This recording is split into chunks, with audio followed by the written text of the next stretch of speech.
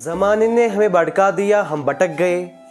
आपको अपनी सोसाइटी ने बर्बाद कर दिया है, आपको अपने दोस्तों ने बर्बाद कर दिया है।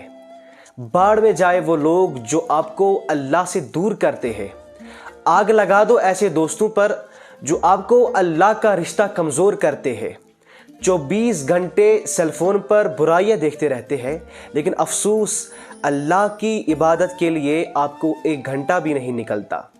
और ऐसे दोस्तों के साथ उठते बैठते हो कि जिनके बातें आपके कानों में कुफ्र डालती है, अल्लाह का शक को शुबा डालती है, आपके ईमान को कमज़ोर करती है, अल्लाह के ताल्लुक़ को तोड़ती है। और आपको महसूस नहीं होता।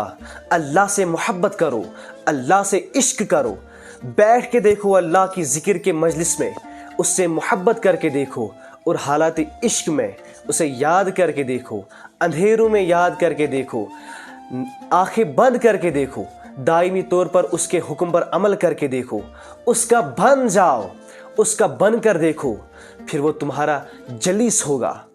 देखो अपने शफ़क़त का हाथ तुम्हारे दिलों पर फेरेगा, तुम्हें कैफ देगा, और जब कैफ देगा फिर तुम्हारे अंदर इश्क की शम्मा जला देगा।